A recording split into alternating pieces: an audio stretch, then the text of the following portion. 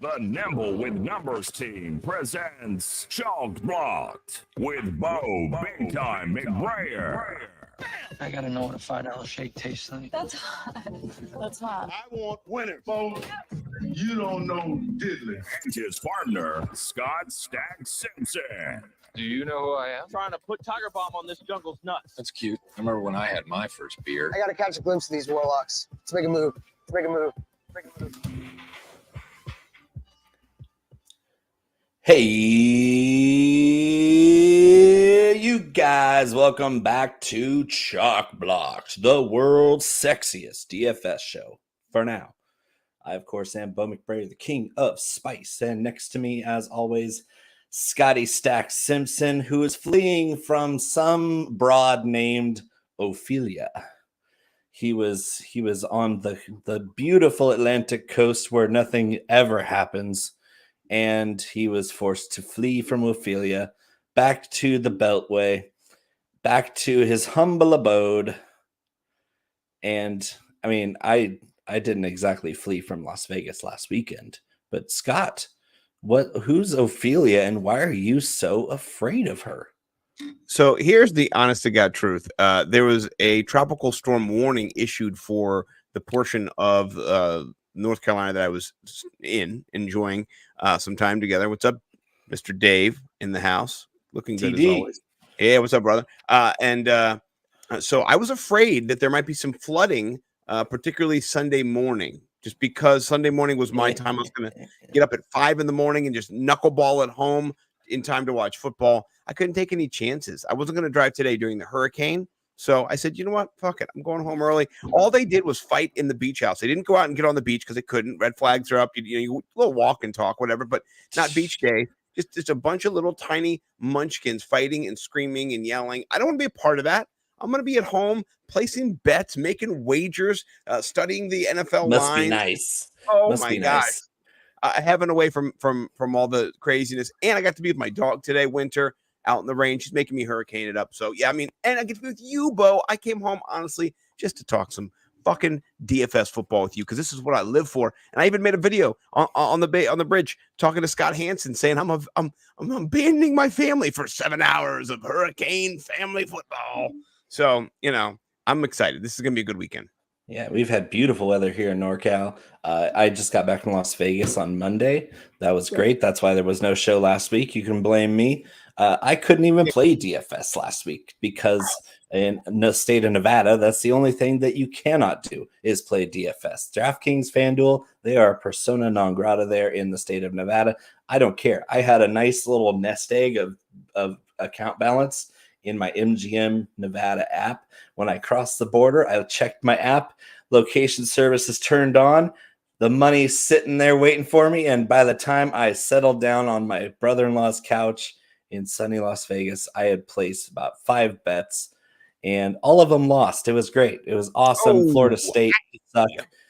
Florida State, thanks for being the most overrated team in college football. You suck. I hate you. And you did it again today. You should have crushed Clemson, barely won in overtime. I'm off Florida State betting from here on out because they suck. They do. But we're smoking on that Buffs back. Go Ducks. I love Deion Sanders. I love everything about Deion Sanders and what he's doing at Colorado. But my Ducks took him to task today. Yeah. Yeah, I saw the tweet from Denny Carter that said if Deion would have won that game immediately, he would have been kind of like leveled up to the NFL. Like if you're playing a video game and your coach just been the Dallas Cowboys coach, just right away to the yeah. I would have welcomed that with open arms. Come on, Coach Prime. Yeah, Mike McCarthy ain't it. I mean, I give McCarthy credit for so far being 2-0, but they haven't exactly played anybody. They're playing the Cardinals this week. Hey, we'll see. We'll see how the schedule shakes out. But Dallas needs a Coach Prime. Do they not? Wouldn't that be the most exciting thing ever? That would be ridiculous. And it's interesting in our culture because we're going to get into the Slate Walk from the two sexiest DFS show for now, by the way. Maybe forever, who knows? But in our partisan world where people are attacking, you don't have to be prime or anti-prime or like all team. You can appreciate greatness as a player, as a coach. And so far, the only people I've found that don't like Prime are just racist. So yeah, there you go. I love me some Prime. I'm a big Prime supporter, and I appreciate good football too. So I don't believe everything. Wendy is on time. Mm. She's usually late for the golf show. It's the only reason I mentioned it, because Wendy early is usually late. So Wendy's is good people. So yeah, she's on time. Yeah, she's on time. Yeah, here's what we're gonna do. So we do every single week on the show. We do the slate walk, which is we walk through the main slate. Oh yeah. On DraftKings, and what we use is a little tool from Justin Freeman and Pat Mayo. If you know those people, they're really good people. I've had the privilege of working for them and working with them now with Run the Sims, and this is the third year or like kind of like second full year of running it. But we ran the Sims a little bit in the beta testing. Full year last year, and this is the full year two. Completely incredible software. Yeah, and one of the things I love about it is it's so easy to interface. It gives you the ownership projections, optimal rates, the boom rates, projected ceilings, and you can kind of get a breakdown of every single game. We're going to look at all 12, and we're going to go from the 1 o'clock games, of course, down to the 4:25 games. So New York Jets versus the New England Patriots. It's a low total, 36.5. Yikes. It's the lowest total I've seen in years. Yikes. Yikes is right. The most projected rostered player is the New York Jets defense. So what are we thinking? That's smart. I mean, it's kind of a ho-hum game. DFS circles, you're looking for the big total games. And so I don't know how much you can actually glean from this game, maybe some outliers. Like I kind of do want a little bit of a Zach Wilson, Garrett Wilson mini skinny stack, like for my GPP lineups, because I don't think the Patriots defense is that good. Like we saw Miami just light them up last week, and that's Miami. That's not Zach Wilson and the Jets. The Jets are nowhere near Miami's offense, but I just don't think the Patriots are that good. They're still winless this year. The Jets beat Buffalo with Zach Wilson. I mean, that was based on their defense. I don't have any problem playing their defense. You seem to like Hunter Henry. I think Hunter Henry is kind of a fool's gold pick at this point. We're chasing points from last week and the week before. Here's why. I'm not gonna lie. It's not just chasing. It's chasing. The Jets have given up 63 yards, 2 touchdowns, 11 of 13. They're not great at defending. They average 15 points given up. So if you're the number one tight end, and tight end volatility is insane in this world, but it looks like in this matchup, I don't know, for me at least, I think the New York Jets cornerbacks are better than their linebackers at coverage. So that's a given. The weakness, two of the best. Yeah. So I mean, if we can say there's a weakness, it's their linebackers. Right. Their D line is ferocious. Their corners are the best in the game. So yeah, I get the Hunter Henry call. I just don't think he has as much upside this week. They're ninth. The linebackers are 9th, 22nd, and just green.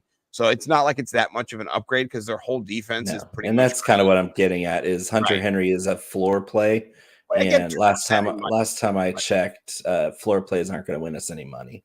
No, I agree. I cannot put him. But here's the thing I do like about him.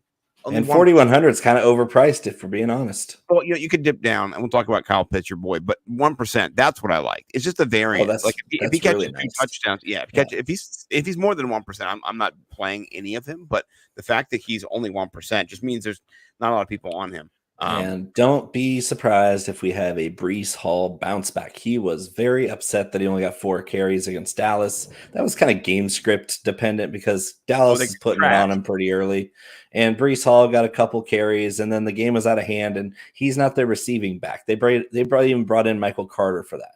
So it was more like mop-up duty pretty early on. Breece only got 4 carries. He wasn't happy about it. This game's going to be a lot more neutral for most of it, if not all of it. So I do expect Breece Hall to return to his hyper-efficient and explosive ways against, again, a very overrated Patriots defense. Well, I hope the Patriots win this game because I have like some money riding on a parlay, and I definitely picked their 2. I saw that, and I was kind of iffy because even though I couldn't legally bet that parlay, I was kind of iffy about it because I think the Jets will beat them. We'll see. I hope not. That would ruin my parlay. That'd be terrible. Mac Jones, don't you do that to me.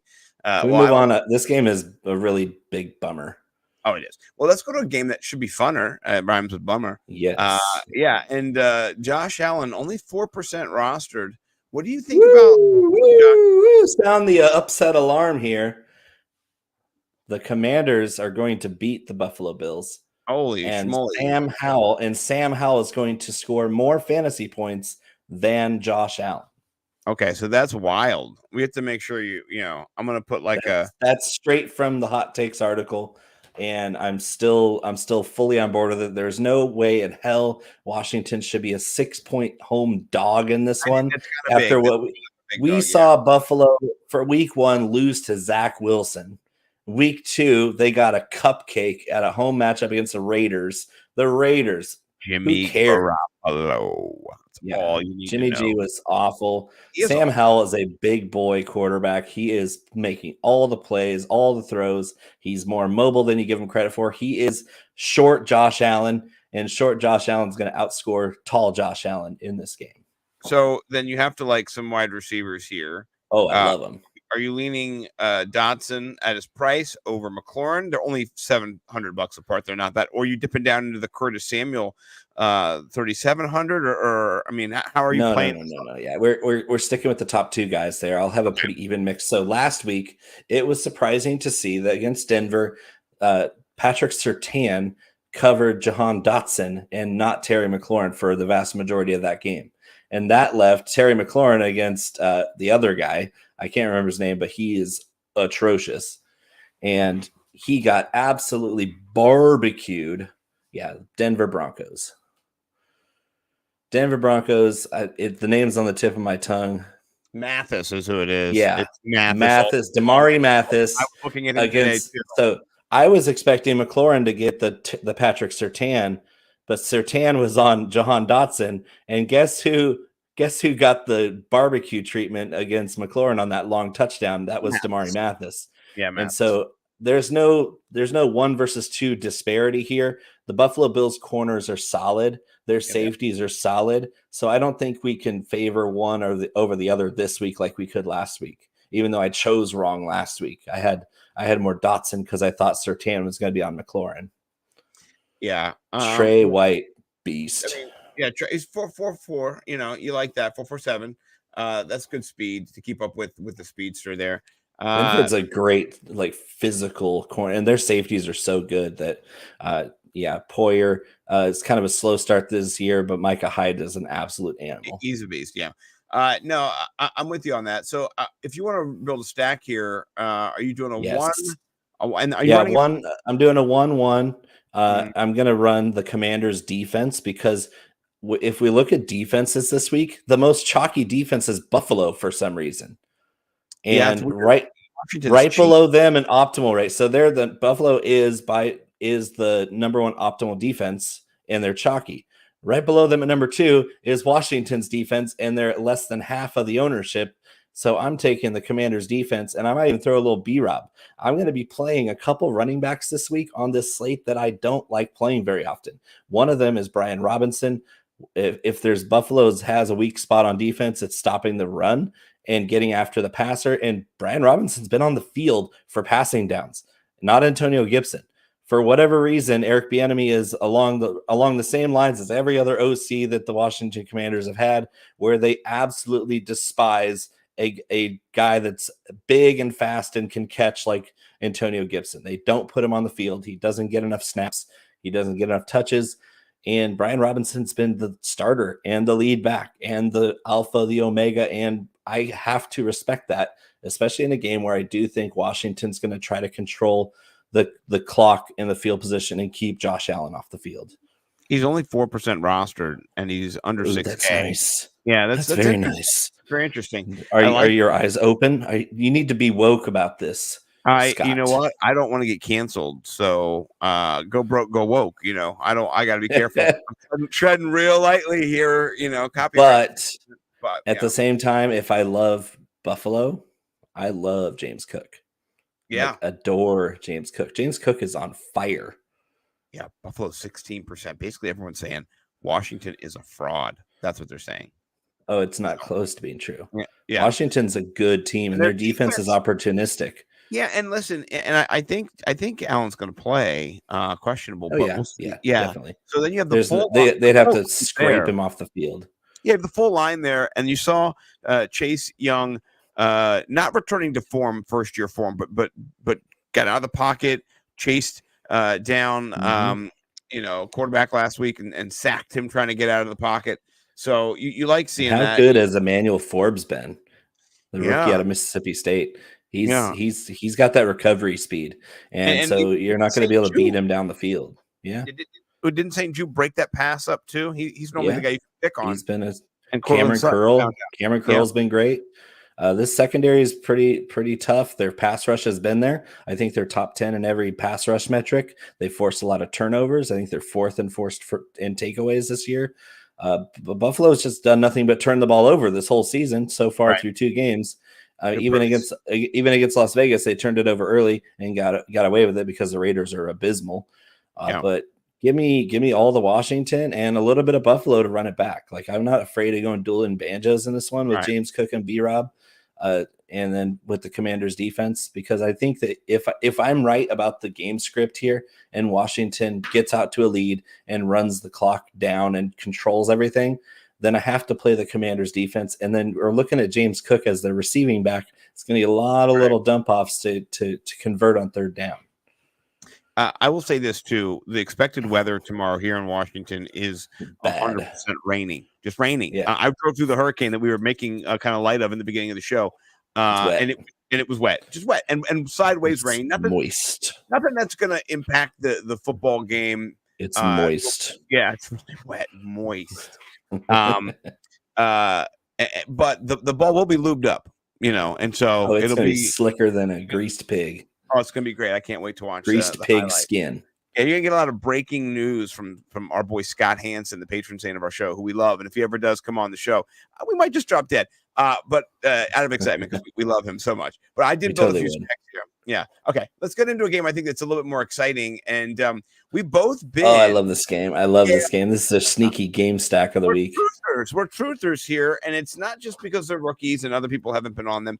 It's because I think that we really like what we've seen in previous iterations. So in college, and then the opportunity share, particularly Nico Collins, Tank Dell. I really love those guys. I've been preaching Tank Dell, and I've got Nico Collins on a few dynasty teams.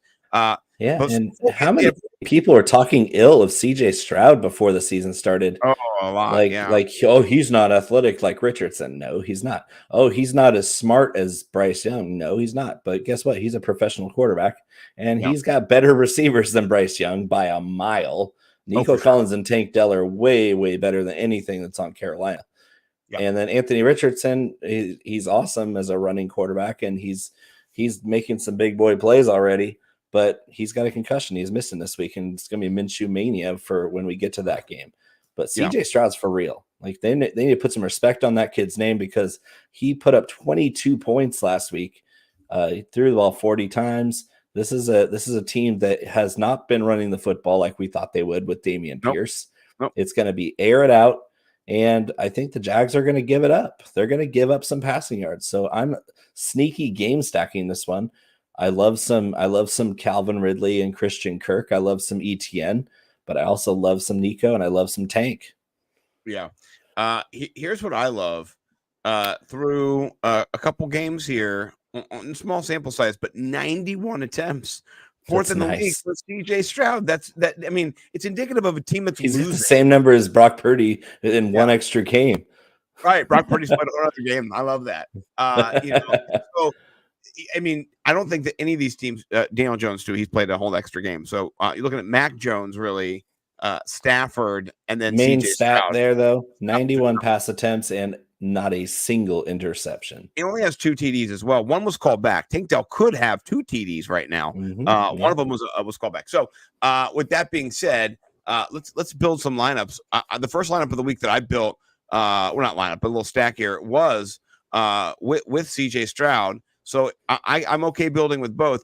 I'm also okay running it back with both of the only wide receivers, but then also game stacking it with ETN. What do you think about that? It's heavy, but it's cheap too. Cheap. Ridley and ETN are expensive, but the Texans stacks are so cheap and so readily available. And even Bobby Trees is coming up leverage this week on this slate. This team is going to air it out. We're going to have probably at least 2 different receivers for Houston. We'll have 10 plus targets. Yep. And maybe 3 different guys will get 10 targets. And that bodes extremely well for Stroud. And it bodes really well for a high total over 44.5 for sure. This is a smash over. And this is a game stack sneaky on the down low. This is a really nice low key game stacker for your GPP contest because neither defense is going to be shutting anybody down. Yeah, this is a backdoor kind of like a poor man's framework to kind of set up to then build some of your other, maybe you want a Justin Jefferson, you want a Tyreek Hill, you want somebody in these bigger games that you think are going to pop off. You could framework this with a cheaper model. Pay down tight end, maybe go to Kyle Pitts. We'll talk about him in a little bit. We haven't, by the way, me and Bo never talk about the show, what we're going to say on the show or coordinate. So if we like Completely somebody, unscripted, we say what we say to each other's face, just like anybody else would. But we want to make sure you guys know how the mayo gets made. I like Travis Etienne. Apparently, everybody else does too. Because he's a little chalky and he's so a little expensive. I don't know if I want him in a game stack like you did there, but I definitely like him as a one-off because you have plenty of good running backs on this slate, but after the top 5 or so, it gets really murky with a lot of like cheap rookie running backs and some under the radar guys that are going to do well tomorrow. That's what I'm looking for is maybe spending up on one of either Etienne or Pollard who are going to be chalky, but also another one. My other running back might be a $4,400 rookie that's in his first NFL start, where that's foreshadowing. That's a tease. I like that. That's yeah. Mm-hmm. Oh, hello. Yeah. Well, speaking of tease, Tyreek Hill does not tease you. He gets 10 targets, 12 targets every game. He's 15 in this one. Yeah, no Waddle. We know he's out. $9K. He's expensive. Only 13%. I think this will go up. I think this will be around 18% by the time we hit lock. It should be. It should be at least 20. I like him in this matchup. Are you playing a short man's game, like a small skinny stack here with like a Tyreek and a Mims run back, or maybe a Javonte run back? How are you playing this out if you're attacking this game? I'm doing a Tua Tyreek stack, and I'm not running it back. Ooh, just keeping it frisky, keeping it ultra skinny, because I want that funnel. And then one of my last guys in a set, like maybe not with a stack, but as a last man in, River Craycraft. Oh yeah, averaging 9.6 points per game through 2, even with Waddle on the field. Yep, guess who's going to be running those Waddle routes? Maybe not as well, of course not as well. River Craycraft scored a touchdown last week on a route that Waddle runs all the time. Yep. They jumble those wide receivers to get them off top coverage. So even though Tyreek's going to get a lot of Patrick Surtain, they're going to be in shell coverage the whole game anyway. They're going to try to take. They're going to hide.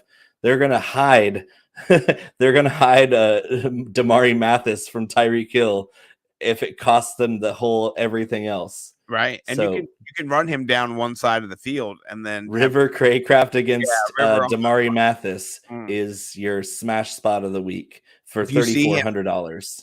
Streaking down the sideline, right? That would be optimal. I'm gonna build a little double stack. Well, just one stack with him. I mean, I do a double stack with him and Tyreek too, because that is gonna a little Durham Smythe. I mean, maybe not in a stack, but Durham Smythe is definitely in my player pool as a sneaky little tight end option because they like running those shorter. Like if you have Tyreek running a dig, about 20-yard dig. Then you have Waddle usually running a shallow cross or a slant from the same side of the field, just more across, and make the linebacker choose his depth. If he gets deep, then they gash it with Waddle. If he sits down, then Tyreek is one-on-one, and we've seen how well that works for defenses. Not great. No. So I do see some Durham Smythe potential here, especially at his price. So he needs to be in the pool for sure. 3% owned is a travesty at 2,900. No, That's he's that. 7. He's 7. Troutman's 3. He's 7. Oh, that's right. That's right. Yeah. But people are 3 points per dollar. 3 points per dollar. I'll take that all day. That was the sexy green. Yeah. And he's got a little bit of a boom rate. I like that too. Okay, so let's get to the game that is the boom rate. This is the game that probably is the most enticing when it comes to and chalky. and all. I was going to say no one's on it. Like, look at this. Nobody's heard of any of these guys. No, Justin Jefferson. Who knows? Kanan Allen. Never heard of him. Don't know him. I hear you went to Cal Berkeley or some school like that here in NorCal. Yeshua Kelly. No, never. Yeshua, yeah. Yeah, Yeshua. No, but seriously, this game is going to pop, and people know it's going to pop, and so people are kind of jigsawing all these little people in here to build their lineups, and you can do that with Joshua Kelly being 5,400 and Mike Williams being 6K. You could do a stack, a run back, a QB stack, a game stack, a triple stack, whatever it is, and then kind of piecemeal your way around the rest of the. You're going to want to do that, yeah. You're not going to want to fade this game. You just have to be careful that you don't overexpose yourself to this game. Right. Well, I think you need to have select pieces in this game, and let's talk about let's do a draft, right? Between me and you right now. We'll do rock, paper, scissors because we're live, and then the winner gets to pick first who they want, and then we'll just go back and forth, and it won't be a snake; it'll be every other, just because Okay. Okay, you ready? Here you go. Rock, paper, scissors, shoot. Okay, you smash me. All right, you pick first. Go ahead. I'll take a little known receiver out of LSU, Justin Jefferson. Yeah, you son of a bitch. I'm going to take sniped you. Yeah, I'm going to take Keenan Allen. Another shout out NorCal, Keenan Allen. Another little known guy. I think those are two of the guys I want to have. And if I'm building a stack, it's expensive to have both of them. So I think I prefer Justin Jefferson with his upside. But you saw Keenan Allen last week; he was mega targeted in that. You know game. why? Because he's good. He's a beast. He's got sure hands. I'm sure Mike Cash Collins likes him, probably in the Big Hands Club. Out of the running backs in this game, Alexander Madison, woof. Yeah, 5,800. Joshua Kelly 54. Kelly obviously oversaturated the market here, about 20%. I think that's where I'm going to be different. Is I'm not going to roster either one of these running backs. I'm thinking this is going to be a heavily pass funnel on both sides because it is. It really is. Like, yes, Minnesota probably wants to run the ball more heavily than Los Angeles does. They're not good at it, though. So exactly. The middle of their offensive line is so bad. Madison is just average at everything. And if Madison had a better line, we'd be talking differently about him. He's not a bad player. He's just not exciting in any way. And so with the way that, this is, if Justin Jefferson gets 150 receiving yards, he's the first player in NFL history to do it in his first 3 games of the season. That seems pretty good, and I don't think that the Chargers have anybody to stop him. They have nobody to stop him, and there's nobody here. I'm on PFF, by the way. There's Jordan Addison. Have you heard of Jordan Addison? Yeah, Jordan Addison. I was going to say he's got a great matchup. And my third pick in that draft would be TJ Hawkinson, because I was about to say TJ Hawkinson has the best matchup according to PFF this week against Nick Neiman. I love that. I think that's a great round out the pick. If I have to go back and pick, I'm going to go pick TJ Hawkinson as well. So my preferred game stack, knowing that for me, Kirk Cousins is going to be ultra super duper chalky for good reason. Yeah. I'm going to be doing Herbert and Allen, and then I'm going to have a JJ and Addison. I'm going to have a JJ and Hawkinson. I'm going to have an Addison and Hawkinson. That's what I'm going to do with my stacks. Is I'm going to lock in Herbert and Allen stack because that's the nuts for me. That's what I think is going to be the nuts this week. But I want JJ. I'm spending up for the wide receivers and the stack. And I'm going to have a little bit of 50% is going to be for Addison, and then the other 50% for Hawkinson. But those are the 3 solid core picks that I'm going to do a lot of in this slate. I like that. I like that a lot. And I like that Hawkinson's in there because if you do look at his projected rostership, it's under 10%. And that's leverage in a game without leverage. Yeah, and then honestly, I think Jordan Addison's some great leverage. I heard Al Smizzle smoking leverage. Yeah, the man, the myth, the legend himself on his under 5%. He's a little above 5% now. Jordan Addison is at 7%, but still, I think good value. He's caught a touchdown in each game. Incredible. 16 fancy points in both games, maximizing his targets. And the LA Chargers, by the way, God bless their souls. Sorry, I'm on the wrong page here.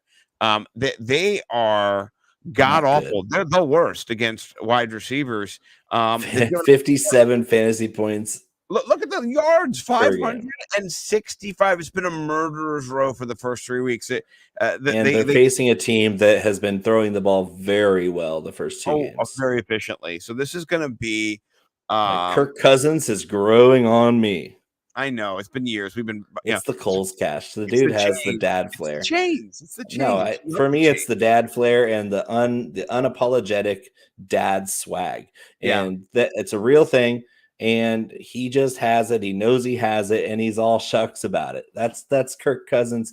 I like the guy a little bit more than I did last year, and he's balling out this year. Can't ignore that. Now, a couple things. I loved him on the quarterback series on Netflix.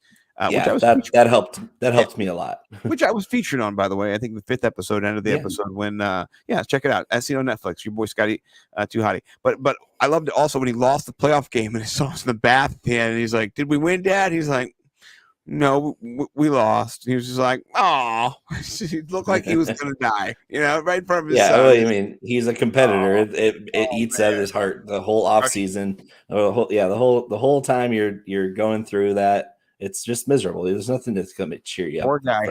Made me love him though, So because he's human. He's a real person. He is. Yeah. Speaking of a real person, Anthony Richardson not playing in this game given his concussion. We've got real person Gardner Minshew mania. He might not be able to see over the line. He might be doing a lot of rollouts into safety blitzes and corner press man. I don't know. We'll see what happens. But you know what it does, though? It gives us some easy chalk to fade in this game because Zach Moss is going to run into a wall against Baltimore. Michael Pittman's getting a bump in ownership because everybody thinks that Minshew is a better passer than Richardson. That's not true. It is not true at all. And so I think Pittman is an easy fade at his ownership percentage as well. Yeah, but I would argue, too, that Josh Downs is the play for Indy, given the fact that Minshew's going to have to get the ball out quick. That's one. Also, if you check out Granson. Yeah, Granson too. And if you go over, like I like to do, to the Ravens, they're better in their base coverage, right? So if they're in the but they're nickel, Minshew's not going to force them out of that base coverage. Well, hopefully Minshew they'll be in 3 wide receiver sets because they need but that base coverage is nickel. So it's perfect for it. That's their weakness. Stevens is their nickel corner, and he grades out the worst. So if you can get Josh, you're right about Downs because Downs is quick. I love that. So I really love Downs. And guess who he caught passes from? Oh, Sam Howell. Oh yeah. Well, I'm gonna give that one to Jordan Vanek because I read it on his thing today. Shout out Jordan Vanek, love him. Not my own individual thought there. So I'm worried about Zay Flowers chalk though. Yeah, tell me about this. We have him in our head-to-head 8%. Where do you get worried? Because he has not been over 20 points yet. It's like he's somebody who's done some big numbers, but he's still kind of getting ownership. Well, he's getting designed plays for him. And that's going to give you a built-in floor of not only points but attention from DFS lobbies. It's worth it because his price really hasn't been brought up to meet that, and so you're getting a little bit of extra ownership because he's still cheap. And against a defense that really is a pass funnel. They're just a funnel. They're a sieve. They're the Collender Colts defense, where if you can avoid DeForest Buckner in the middle of the field, you're going to be just fine. They're second to the Chargers in suckage, by the way. Yeah, they're right there. 53 and points. Lamar Jackson, I'm telling you right now, Lamar Jackson's going to win MVP this year. And this offense is going to be completely unstoppable, especially once they hit their stride, which we saw a little glimpse of last week after their first couple of drives. You saw Baltimore's offense hit a groove, and they're pretty much unstoppable when Lamar's on his game. Right now, Lamar and Zay Flowers and Mark Andrews in this game are live, huge upside. Because the running game, let's just say it's a little banged up. Yeah, and no tight end has really popped for really anybody yet. So no one's paying up $6K for Mark Andrews. I mean, 9% you think that's chalky. It's not really, because $6K is really expensive for a tight end. $1,200 less than Kelsey. Yeah, exactly. I think Mark Andrews might be one of the sneaky plays of the week. If you're not going to do the Kelsey build, if you're going to Lamar Jackson. Have we heard of this guy named Lamar Jackson? Lamar Jackson? I've never heard. He's a wide receiver, right? From Louisville. I mean, let's say this all gets concentrated. Let's say Lamar runs for 80 yards, a touchdown, passes for 3 touchdowns. Spread out between Zay and Andrews. Aguilar. Yeah, Aguilar's in there too as an option. So I'm gonna put the Josh Downs, Zay Flowers, Mark Andrews lineup in. It's only 22 I think we're gonna get a bomb this week from okay. I've got it. Lamar to Rashad Bateman. Ooh, Bateman's gonna have like 3 targets, but one of them's gonna be a bomb. I do have Bateman in one of my builds, so I don't want. That's nice. Yeah, where's Bateman with there we go. Okay. Oh, that's sexy. Yeah. Okay. I like that. This is good. I'm loving The Sims this year, man. We're just so adroit at using it. My wife hates that word. It's been sharp too. It's been really sharp. Adroit. I'm saying as many times as I can just so I can send it to my wife so she can not listen to our show because she never listens to the show. TD likes to call under Colts. I like that. Yeah. Hey, you know what? TD's welcome anytime to coin phrases on the show that we can then propagate on Twitter and make sure we ascribe to you. All right, let's talk about this dumpster fire of a season for Cleveland. Yikes. And then you got the dueling old, terrible-looking quarterbacks the first 2 games. Deshaun Watson and Ryan Tannehill. The only 6% roster between them, and it's mostly Deshaun Watson. Ryan Tannehill's 5K. Stinking up the field. That is some perennial disrespect right there. I mean, Ryan Tannehill, 5K? Are you kidding? He might be too expensive. Well,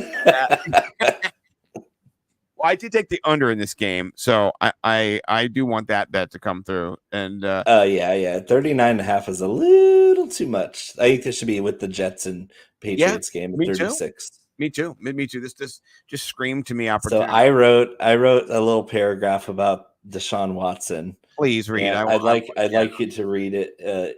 I'd like to read it to you. It's the poetry reading of Bo McBrayer.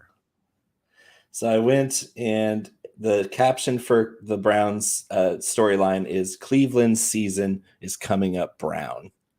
It's not good. Parker, you just keep wiping. All you come back with is more shit. The term adding insult to injury is an incredibly apt description of Deshaun Watson's performance in addition to the loss of the Browns' best offensive player. Watson looks nothing like he did in his illustrious Houston days.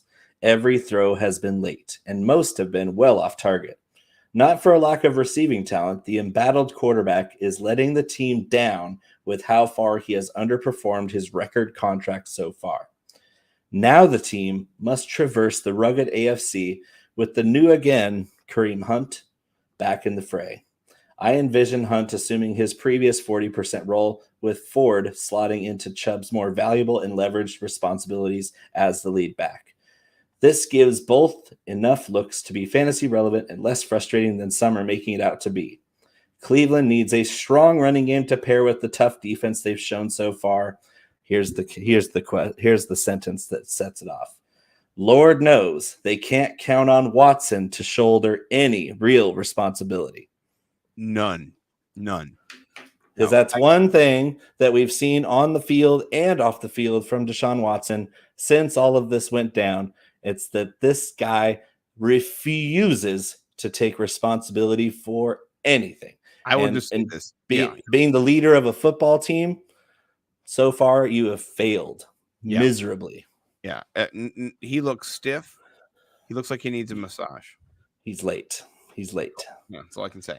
I'm not playing a lot of this game.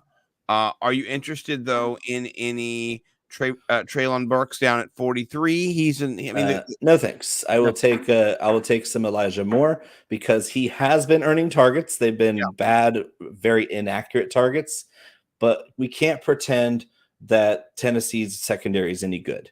We can't pretend that Watson can't put up some numbers with Cooper and Moore and maybe a little Njoku. I don't know if those guys are really going to put up big enough numbers, but for their price, I do like Elijah Moore.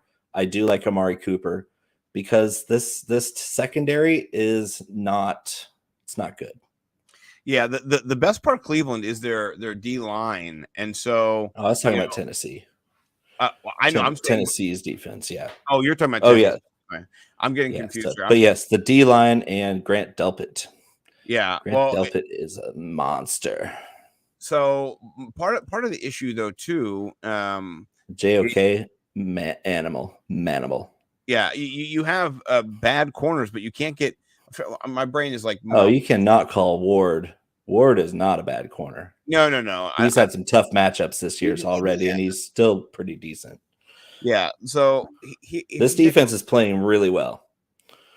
Yeah, I think so that Tennessee. I'm not playing Tennessee guys. Derrick Henry's hurt a little bit. Maybe it's some Tyjae Spears in a tournament, like as a deep shot. But I'm not looking at Tennessee and thinking, oh yeah, that's where I want to spend my salary. No, and here's what I meant by this. Not that their corners have been bad. They've been the weaker link of the defensive line compared to the corners, right? Relative. It's not not bad, right? Not bad. That's a given. Yeah, it's Myles Garrett. Myles Garrett's on that line. Well, listen, this is what I'm saying. They might Smith. They might not even have to worry about their corners being top notch because they have like a huge advantage when they have to go to pass, right? And the seven. And this is from PFF, and so I think Tennessee's going to want to run the football, so they better lean on Derrick Henry and Tyjae Spears because if they don't, they're going to just get kind of decimated. Unfortunately, I agree. Not decimated big time. They'll probably lose like 20-7 or something like that. Or it's 15. This game's going to be ugly to watch. It rains and it's terrible. That's what. Well, it's Cleveland. Of course, it's going to be terrible. It's always the weather there is just remarkably terrible. So. All right, indoors dome, not terrible. Like Denny Carter said, every stadium should be a dome. That's the difference. Is Detroit and Cleveland are only a couple hours drive from each other, and one has a beautiful dome, and people can go and watch the football in any weather. And in Cleveland, the dog pound sitting there drenched in the lake effect, right? Yeah, it's just Lake Erie's just spitting on them every day, and they're like out there in jackets and blankets. And I guess nothing good about Cleveland except for Gabby. When the booze flows through you off Lake Erie, when you're a Browns and Bills fan, like the lake effect is just another reason to drink more. Of course. Yeah. Well, Detroit's been drinking. They've been sucking for a long time, so they've been drunk. But they're actually showing up. They're buying ski masks. It's a great atmosphere. They did lose the home opener because they're crazy Dan Campbell refuses to punt on fourth down ever or kick field goals. He's just like, I'm on my own 43, 4th and 9. He's a man's man. Right. Denny Carter would say he's high T.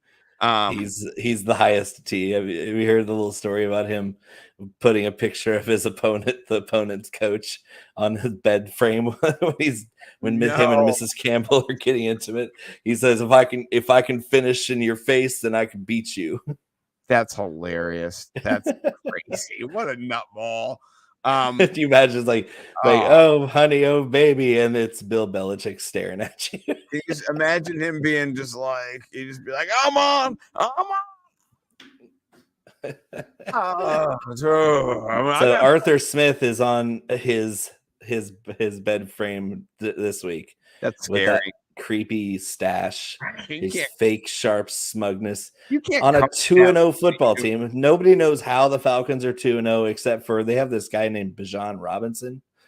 Oh, he's getting some run on I'm playing him everywhere so far. He's playing him in the clash. I bow to you because 7,800 for a guy in his third NFL game is steep, but it's respectful. It's worth every penny because this guy's incredible. He was putting people to sleep. He was killing people with his moves on fourth down last that week. Overhead drone.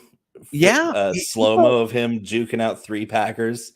People were dying on the field. They called an ambulance after that play to remove all those people. Madden ambulance. all the ankles, just yeah, all the ankles. Yeah, that was great. So I'm all Bijan. Oh yeah. What do you think about Gibbs though? What do you think about dueling banjos here? This Gibbs might is be the nuts. he's Gibbs the only is the person, nuts. right? The only person on their team who can. What about Reynolds coming in? Not Josh, but If you Craig. don't chew big red gum, if you don't play Jahmyr Gibbs in DFS this week, then fuck you. You don't chew big red gum, then fuck you. Fuck you. Get Kyle Pitts in there too. Yeah, it seems like this is a good quiet game. though. Pitts is only 3%. Well, let's not boost that up. I'm sure tomorrow morning wake up will be 8 because of us, big mouths over here. Sorry about that, everybody. But let's find some stacks here. I want to have Gibbs, right? I want to have Robinson, and then I will have Pitts as well. I don't think you need Ritter. I don't think you necessarily have to have golf either. No. You could just do. You are exactly right. Yeah. And if you want to do it the other way around, instead of Pitts, you can do some Laporta, because I think Sam Laporta's in for a big game too. You could do both of them too, because you could put him in. Is this the first dueling banjos tight end matchup that we've done? We got to think of like a tight end a special moniker for this. It's like a double dueling. You know what I mean? Isn't tight end derp on the tweets, on Denny's tweet? Yeah, they're derp. It's double derp. It's the derp off. The derps. Yeah, I like this. You got Gibbs, Robinson, Laporta, Kyle Pitts. Laporta against Pitts in the derp off. Yeah, and they're only 100 apart, so it's a pretty good value here, projected around the same for this. If the funnel gets into this area for both these guys, you can see just a large portion of the targets / carries being doled out in these directions. Particularly Amon-Ra St. Brown is going to be active, but he's not playing 100%. He does have turf toe. Neither's Reynolds. Reynolds is banged up too. Yeah, but Reynolds just runs wind sprints, and when they blow coverage, he's there for him. It's in the end but zone. Amon-Ra with turf toe, I don't want to full fade him, but I don't want to. I mean, Atlanta's playing pretty well. Their defense looks so different from in previous years. They made Green Bay get really one dimensional, and that's why they beat him, really. Yeah. Well, they did not have the one and only Aaron Jones, the best weapon on their team. So it's true. But they got up to a big lead. They got Jaden Reed scoring twice. Atlanta's just tough. Like, that's one thing you give Arthur Smith credit for, is he coaches a tough football team. And of course they have tons of talent. Whether or not they use all that talent, that's a whole different story. But my goodness, Atlanta against Detroit, I think Atlanta wins that game and goes to 3-0. It's gonna be wild to think that team throwing the ball that little is gonna be 3-0. Yeah, it's gonna be interesting. I like that. I like you putting your money where your mouth is. Respect, man. Arthur Smith, I hate the dude for what he's done to my sweet prince Kyle Pitts, but the dude's a winner. And yeah, wins are not a quarterback stat, but they're definitely a head coach stat. Yeah, that's true. Let's talk about this game here. New Orleans, one of the best defenses. Green Bay, they're -1 at home, which is really a push because of this defense. Saints by a dozen. By a dozen. I think this Green Bay 1 point line is disrespectful to the Saints. Fraudulent. Yeah. You just lost to the Falcons in a game where you had the keys to stop Bijan, stop Algier, and force Desmond Ridder to beat you, and you couldn't do it. Yeah, you could have loaded. Like, everybody knows the keys to beating Atlanta, but nobody's got the balls to do it. Like, all you had to do, Green Bay, is load the box, load it up with everybody, 11-man boxes, and make your guys go one-on-one, because Desmond Ridder is not going to beat you. And Arthur Smith would probably still plow run after run into that 11-man front, just trying to crack that safe. That's how stubborn it is. Like, these coaches are smart.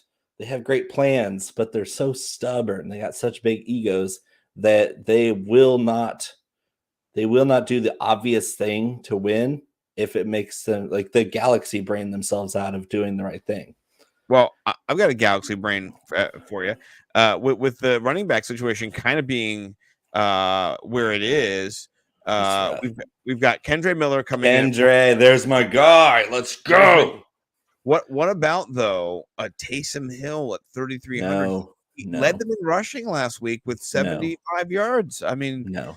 3,300 rushing yards. He I catches won't it. do it. I will All not right. do I'm it. just wondering. People are doing it. 3.5%. Yes, you know Everybody's why? doing Because it, man. he had all those yards because Kendre Miller wasn't healthy last week. Right. He was right. inactive.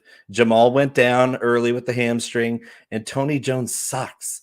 So He does suck. what else were they going to do? What else were they going to do but give it to their only healthy quasi running back in Taysom Hill? This week, Kendre Miller's healthy. They want to take the luster off of this brand new shiny toy they drafted out of TCU. He's explosive. He's going to make big plays in this game. Give me all the Kendre Miller. You and I both are playing him against each other. We did not. I know. I was really pissed that one of our two matches was I thought was going to be sneaky, and 4%. Apparently, we're the only two guys talking about this guy. It's just me and you. Yeah, at 4,300, he is just. I can't believe people. But by the way, people also don't know Green Bay's not been great against the run. So no, they're not. That's they haven't been good against the run in 3 years. No. Look, they're here. They're fourth worst. It's not good. Is that bad? Yeah, it's bad. They're giving up PPR targets. They're giving up 15 receptions in 2 games. They're giving 7.5. Put some respect on the New Orleans Saints right now. Saints are going to roll in this one. Green Bay is a fraudulent team. I like this. Jordan Love, hyperactive, helium-based touchdown rate. The rest of his game, besides those touchdown passes, exactly what we expected Love to be, which is bad. Wasn't he under 200 yards? Yeah. 150 yards. Barely 50% completion rate. Yeah. He threw a few touchdowns each game, and that will inflate everything. Yeah. All right. Let's jump to a game that is interesting because I think Seattle, I think, is going to destroy Carolina. This 5.5. Yeah, I think it's going to be like 24. I like that line though. That's a solid line to bet. Yeah, I like this. Lay the points. Yeah. Kenneth Walker, 15% rostered. The kind of people think they're going to run all over them. And then Miles Sanders. Oh, yeah, definitely. People dueling banjoed them back and forth because Seattle is not great against running back. People know that. What do you think about this game? Are you eating this chalk? Nope. I'm playing Charbonnet, who's going to get some more run. Yeah. They're building him up after he came back. He's coming out from an injury, so they took him slow last week. And I think he gets a lot more run than people think. And second running back, I don't like to play usually. I don't roster in season long, but Chuba Hubbard, he's getting a lot of receiving work. Right. And Chuba Hubbard, if we're saying Seattle's going to win this one easily, Chuba Hubbard's going to get more pass targets. And at 5,100, and was that 0.4% ownership? It's wild. Yeah, it's pretty huge. It's skyrocketing as we speak. Give me all the Chuba and give me some of the Charbonnet. Yeah, no, I think I like that. I like the offsetting. When it comes to the receivers, I mean, Mingo at 3% at 3,400. They're gonna have to throw the football because they're gonna be losing. Do you think they throw to Mingo? I mean, I think he has a pretty good matchup. They throw to Mingo, but he doesn't get open. He doesn't have good hands. He's good after the catch when he can catch it, but he's been very inefficient. But against Seattle, that might be a good play, especially for the price. I think Mingo has upside with his athleticism, especially for that price. He's worth a dart throw. Yeah, I think he's up against Witherspoon, the rookie, and so not that he hasn't been a rookie too.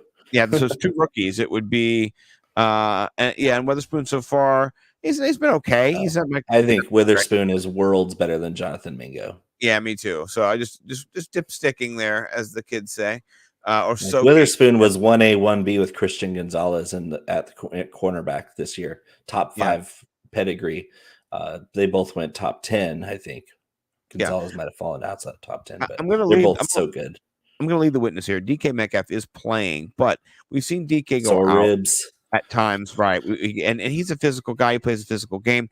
What do you think about Jackson Smith and Jigba at 1%, bro? The 1%ers. What do you think about that? That's crazy shit. Jackson Smith and Jigba. I love it. Keep your voice down because this is the coming out party for JSN. This game right here. Keep your voice down though. We don't want the Yahoos playing it. No, I don't want people to know, but I think it's a good play. So I love that play. He was in my hot takes as well. So I Yeah. predicted Kenneth Walker would be top 12 and JSN top 12. Same game. I like it. Very nice. All right, let's get to a game where I made a hot take earlier that Justin Fields was benchable this week in regular fantasy football, and now I've seen some people did too. I've seen other people putting that take out there.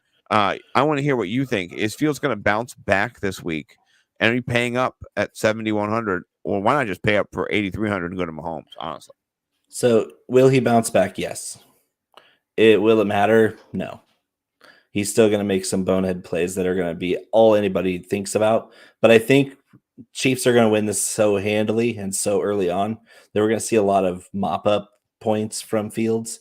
So I think he'll be able to get his confidence back a little bit, because the first 2 games were god awful. Every single facet of the Chicago Bears has been a disaster, from all the way from the maintenance crew and security to their coordinators and their players and their coaches. They are getting F grades across the board. So if we're going to say that the Bears are going to make any inroads, it's going to have to be from number 1. yeah. Number 1 is the only guy that's going to bring any kind of hope to this franchise. Right now, rostership wise, it's all Chiefs. And it's only except for the ones I want to play, which is nice. Yeah, interesting. Who are you thinking about playing over here? Are you going wide receiver, running back, McKinnon? We get Pacheco banged up. CEH. CEH. And there's your third running back that I hate. Like, usually you just don't want to roster him, don't want to play him, I don't really like it when he plays well. I'm doing CEH.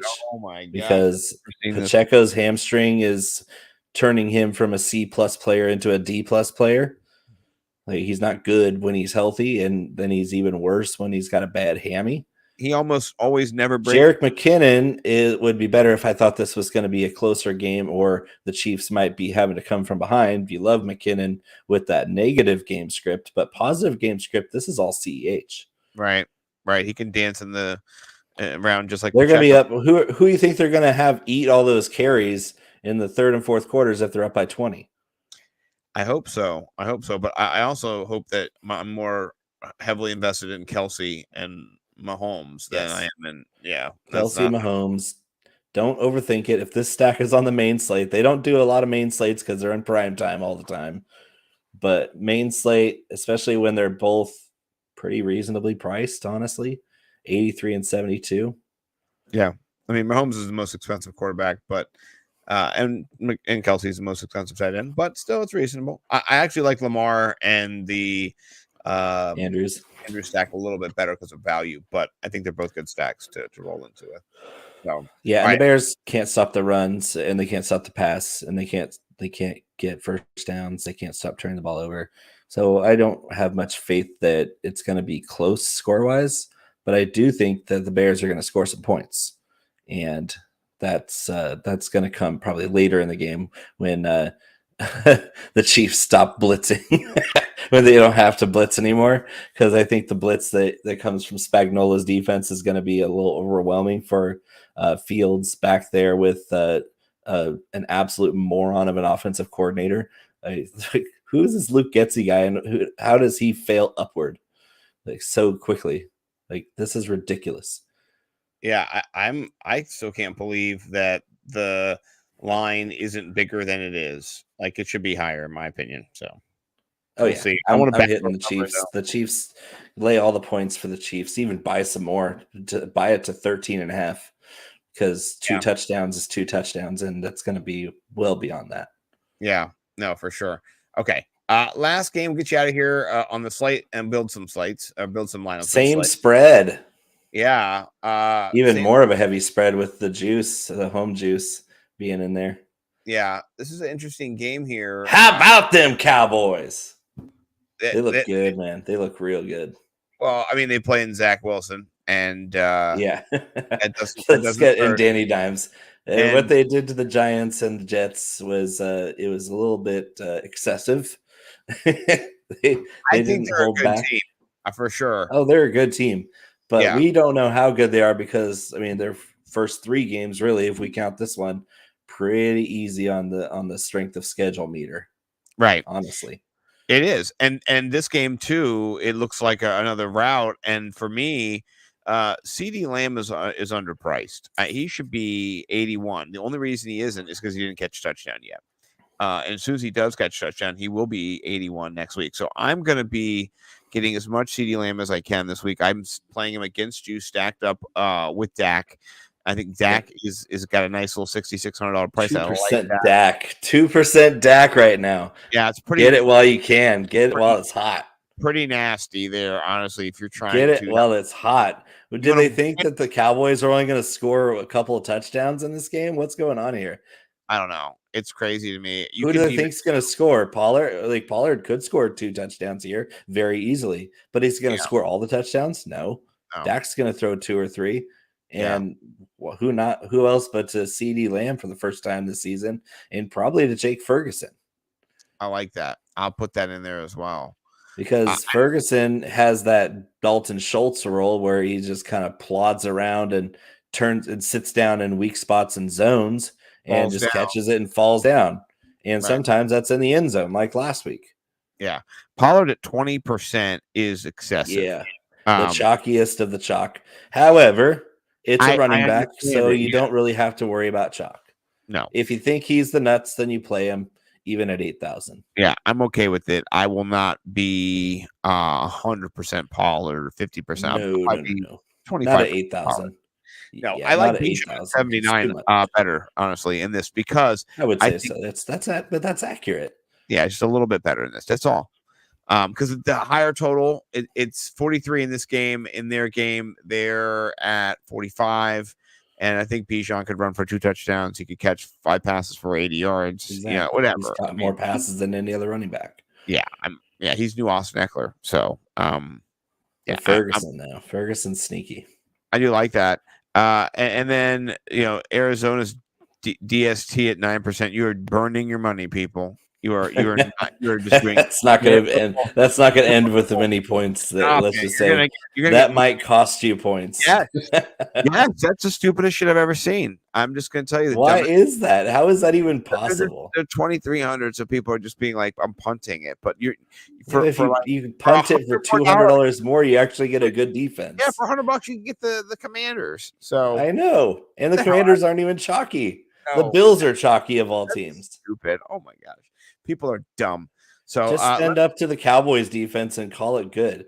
Because here's a newsflash. Yeah, Trayvon Diggs, huge loss. We that's gonna hurt. But his replacement is Deron Bland, who you might have noticed is the second highest rated corner in the NFL behind Diggs this season. Yeah, that's not and bad. Have Gilmore on the other side. They have endless studs at corner that they can just keep cycling through. And Diggs, as awesome as he is, Bland is right there with him. Oh, for sure. Let's talk some of these lineups. They really like CJ Stroud at his price. Me who too. doesn't, right? So here's some of our lineups. Me three. Yeah, we've got. You might have to do the limited exposure though. Like go back and just auto everybody at a 40-50% max. Yeah, it's at 100. Yeah. Let's do 40 max there. Do it again. Do it again, man. Do it again. They got a lot of CJ Stroud still, so they didn't pivot. I like that. Okay. So where does it go after Stroud? That's what I'm Dak. We got Dak Tua. So let's look at our favorite Stroud lineup here, and then we'll pivot down to Dak Tua. Because I like all those Gibbs. Yeah. Ooh, I like that. This one right here on top. That one right there is nasty. Yeah. I'm getting rid of the Bills defense, so I may be upgrading Robert Woods. We'll see if we can do that. Or the one down there with Gibbs, ETN, Allen, Kirk, Bobby Trees, Troutman, Pollard, and the Jets defense. Oh, yeah, right here. That one. Ooh. Yeah, this one. Troutman's just a man all by himself. There's nobody else to compete with targets. I like that. Yeah, I think that's a good. We didn't actually talk about him, did we? Yeah, he's boring, but I mean, it's a nice little. I mean, you might even put another tight end in that same price range there instead, like Durham Smythe. Yeah, I would take Dalton Schultz out here and put Smythe into this Tua Tagovailoa lineup. Yeah, and little Ertz is sneaky. So is Trey McBride against Dallas. And we didn't talk about much about James Conner, but if the Cardinals are going to keep it anywhere close, they're going to have to run it right up the middle where the Cowboys are a little bit smaller. Yeah. They like Tony Pollard. They have a lot of Pollard in here. I love it. Yeah, no, this is the gonna Pollard be good. and CD lineup. I like this lineup here. CJ Stroud, ETN, Kelly, Williams, Collins, Calvin Ridley. You talk about him. I like Calvin Ridley, Smythe, Pollard, Jets defense.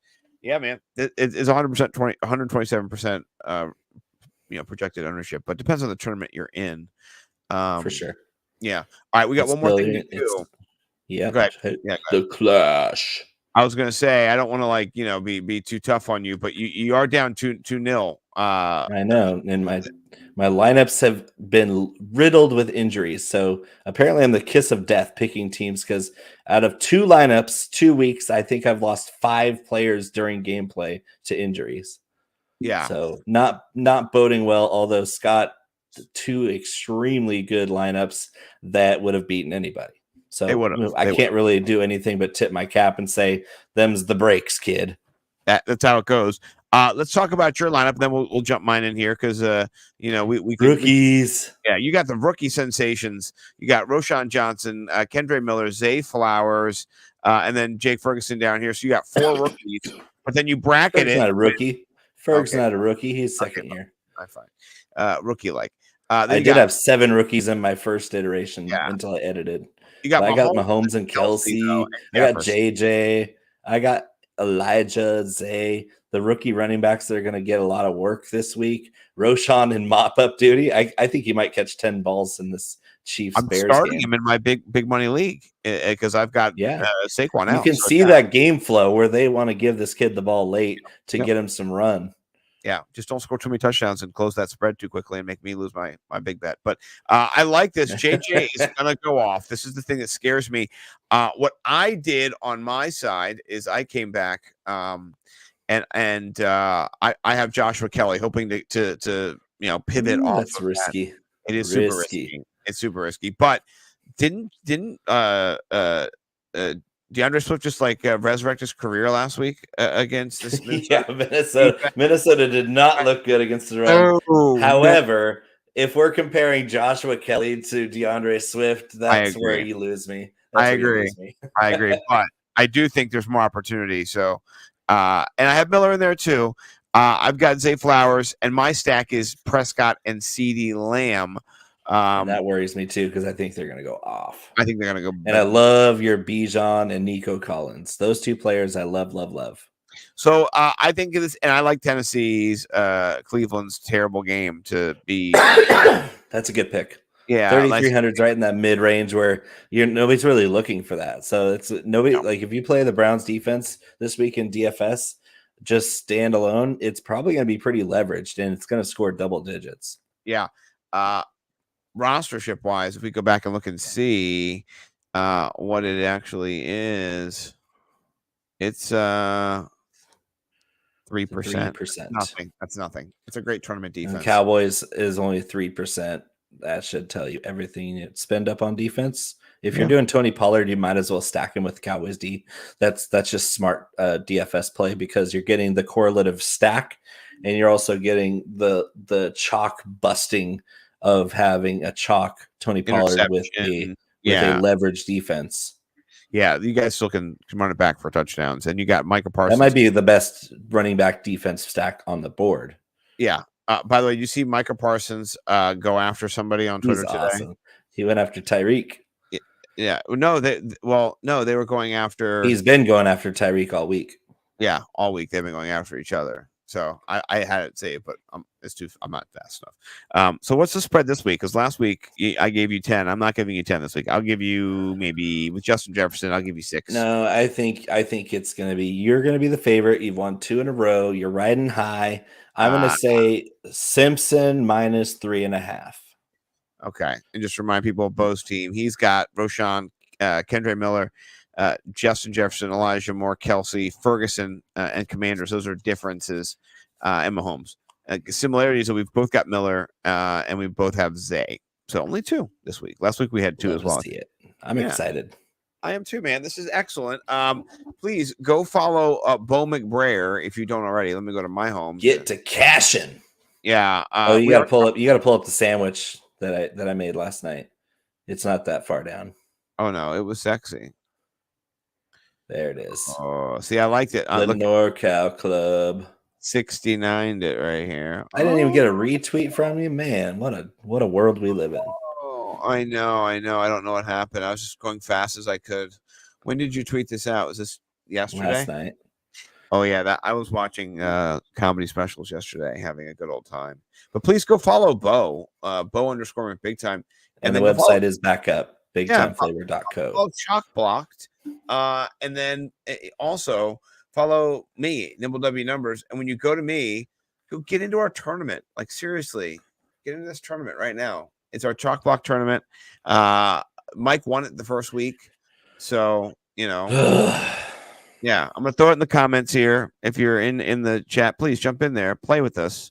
We like taking money. Piece cake. Yeah, it's excellent. Yeah. So, anything else, Bo? Anything you want to say before we get out of here? Make sure Ophelia's nice to you tonight. Yeah. Well, if you're in Maryland tomorrow in this slog of the DC region, watching the Commanders game against the Bills, you might get Ophelia. So. Be awesome today. Yeah. Win your DFS. When you do, please tag us. Let us know what was the player that we put you on that put you over the top that helped you win your millions, right? And then don't forget us. Send us like a picture from Bora Bora or for wherever you go to celebrate Fiji or France or and make it a selfie with me. Yeah. Crop Bo in there too. So yeah. No, I want to be there. Invite him. Yeah, we're both in Fiji. Yeah. Yeah, pay me. Bo's actually a cooler guy. He can cook for you. Yeah, I'm just gonna tell you stupid jokes and make memes. So no one likes that shit. No, we need laughter. Yeah, we do. Well, thank you everybody for tuning in. We had a crew the whole time. Pray that you win, and we'll see you guys next week on Chalk Block. Have a good one.